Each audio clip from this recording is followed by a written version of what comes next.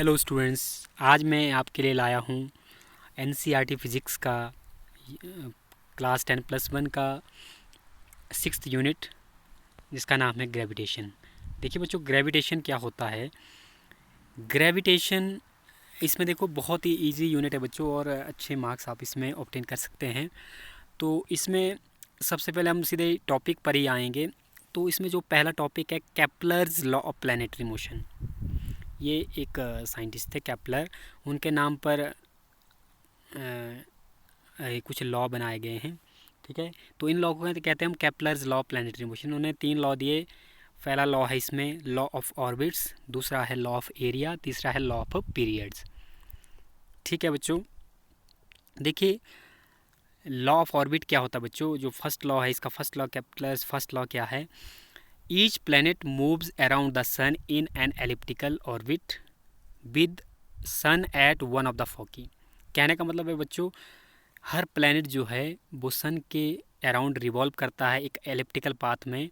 ठीक है, एक अंडाकार शेप में जो सन के अराउंड वो हर प्लैनेट मूव करते हैं, रिवॉल्व करते घूमते हैं। और उनका जो सन क्या रहेगा, एक उनका फोकस पॉइंट सन रहेगा सेम। ठीक है, closest approach is called perihelion. जो क्लोजेस्ट अप्रोच होती है बच्चों उसे हम पेरीहिलियन कहते हैं, और ग्रेटेस्ट सेपरेशन इज़ कॉल्ड एपहिलियन। ठीक है, जहाँ पे बच्चों दूरी ज़्यादा है उसे हम क्या कहते हैं, एपहिलियन। ठीक है, तो ये पहला लॉ है बच्चों कि पहला लॉ क्या है, each planet revolve around the sun in an elliptical orbit with sun at one of the foci. Foci मतलब बच्चों फोकस की जगह हम फोकी इसलिए लिखा क्योंकि more than one focus point है। ठीक है, सेकंड लॉ क्या है बच्चों, सेकंड लॉ है केपलर्स का सेकंड जो लॉ है उसे हम कहते हैं लॉ ऑफ एरिया या areal velocity. Law of area क्या है बच्चों, the line joining the sun and the planet sweeps out equal area in equal intervals of time। कहने का मतलब है बच्चों, जो लाइन सन और प्लैनेट्स के बीच में एक लाइन मान लो खींची जाती है, तो जो वो लाइन है वो इक्वल एरिया ट्रैवल स्वीप्स का मतलब एक इक्वल एरिया ट्रैवल करेगी वो इक्वल इंटरवल ऑफ टाइम में, यानी कि इक्वल एरिया गेन करेगी इक्वल इंटरवल ऑफ टाइम में। ठीक है, यानी कि द लाइन ज्वाइनिंग, जो लाइन जोड़ रही है सन और प्लैनेट को, sweeps out equal area in equal interval of time. Sweep का मतलब है जैसे बच्चों जैसे स्विप शॉट लगाते हैं, जैसे आप एक बैट अपने हाथ में ले रहे हैं और उससे स्विप कर रहे हैं तो आप उससे एक एरिया कवर करें, वैसा इसमें इक्वल एरिया कवर होगा इक्वल इंटरवल ऑफ टाइम में। ठीक है, या फिर आप कहते हैं the areal velocity of the planet is constant, कि एरियल वेलोसिटी क्या रहेगी, कांस्टेंट। एरियल वेलोसिटी का मतलब क्या है बच्चों, कि टाइम के साथ ये एरिया कितना कवर हो रहा है किसी बॉडी के। तो जब कोई बॉडी मूव करे टाइम कितना एरिया कवर हो तो वो एरिया वेलोसिटी आती है। इसको आप मैथमेटिकली लिख सकते हैं बच्चों, that is dA/dt equals to constant, यानी कि time rate of change of areal velocity क्या रहेगी, कांस्टेंट रहेगी। ठीक है, तो ये था law of area. Third law है बच्चों, बहुत ही इंपॉर्टेंट आर्टिकल है बच्चों, ये एग्ज़ाम में बहुत बार पूछा जाता है और आई थिंक आप लोगों को इसमें प्रॉब्लम नहीं आई थी। बहुत इजी लॉ है ये। लॉ ऑफ थर्ड लॉ को कहते हैं बच्चों law of periods. The square of the time of revolution of a planet around the sun is proportional to cube of semi major axis of the elliptical orbit. देखिए बच्चों क्या बोला गया है, the square of the time of revolution, जो revolution का टाइम है उसका स्क्वायर किसके प्रोपोर्शनल होगा बच्चों, वो किसके प्रोपोर्शनल होगा, proportional to the cube of the semi major axis of the elliptical orbit. Elliptical orbit की जो सेमी मेजर एक्सिस है उसका क्यूब होगा, यानी कि आप मैथमेटिकली इसको लिख सकते हैं T square proportional to R cube. ठीक है बच्चों, देखिए बच्चों जब हम इसको थोड़ा सॉल्व करेंगे तो हमारे पास क्या आएगा, आर क्यूब आएगा बटे में टी स्क्वायर के, T square upon R cube equals to constant. इस तरह से आप इसको लिख सकते हैं। ठीक है बच्चों, तो इस तरह से आप इसको कर सकते हैं।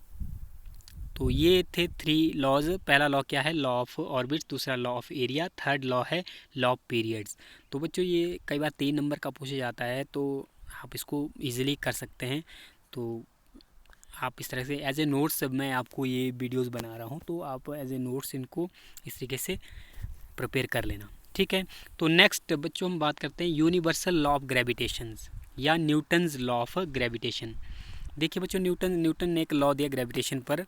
तो उन्होंने क्या कहा कि इस यूनिवर्स में कोई भी दो बॉडी एक दूसरे को क्या करती है, अट्रैक्ट करती है।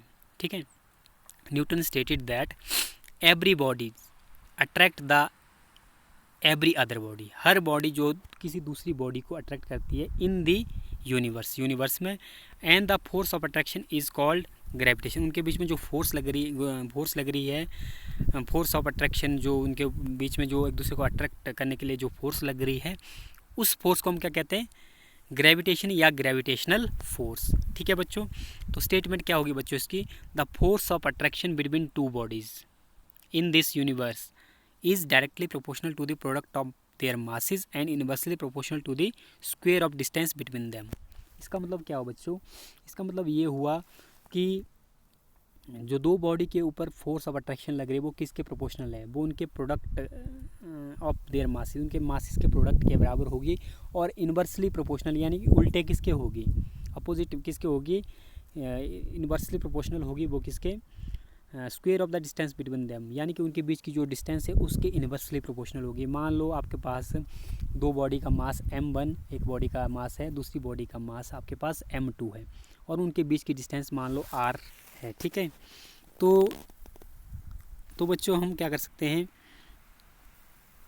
तो हम इसको मैथमेटिकली लिख सकते हैं। देखो, according to law of gravitation F proportional to m1 m2 upon r square. ठीक है, प्रोपोर्शनैलिटी साइन को हटाएंगे तो आपको पता है कि जब हम प्रोपोर्शनैलिटी साइन को हटाते हैं तो वहाँ पे कोई कांस्टेंट आता है। ठीक है, F equals to G m1 m2 upon r square. ये जो g है बच्चों, ये कांस्टेंट ऑफ प्रोपोर्शनैलिटी है, और इसको हम क्या कहते हैं, इसको हम कहते हैं यूनिवर्सल ग्रेविटेशनल कांस्टेंट। यूनिवर्सल का मतलब क्या होता है बच्चों, यूनिवर्सल का मतलब है ये जो लॉ है ये हर जगह पे, इस पूरे यूनिवर्स में हर जगह वैलिड है। ठीक है, यानी कि यही लॉ चलेगा। तो इस g की जो वैल्यू बच्चों होती है वो होती है 6.67 into 10⁻11 newton metre square kilogram पर स्क्वायर। ठीक है, तो बच्चों ये याद रखना, ये g की वैल्यू कई बार आपको न्यूमेरिकल में काम आ जाएगी, और कई बार आपको ये MCQs जो क्वेश्चन आते हैं उनमें पूछा जाता है ये।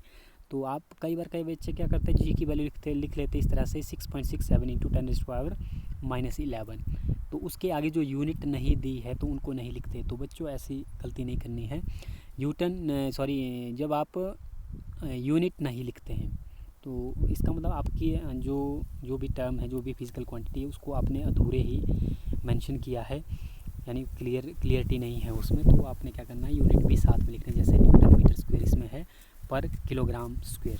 ठीक है, और इसका जो बच्चों डायमेंशनल फार्मूला होता है वो होता है m-1 L³ T-2। तो ये है बच्चों आपका universal law of gravitation. I hope आपको वीडियो अच्छी लगी होगी। तो बच्चों वीडियो अगर अच्छी लगी है तो इस वीडियो को लाइक और सब्सक्राइब ज़रूर करें, ताकि आपको जो मेरी लेटेस्ट वीडियो बन रही है उनको भी उनकी भी नोटिफिकेशन आपको मिलती रहे। और इनमें देखिए बच्चों, ये एज ए नोट्स पर्पज़ से डिटेल में अगर आपने जानना है तो डिटेल में जानने के लिए भी आप मुझे कमेंट कर सकते हैं। तो मिलते हैं बच्चों नेक्स्ट वीडियो में। So thanks for watching.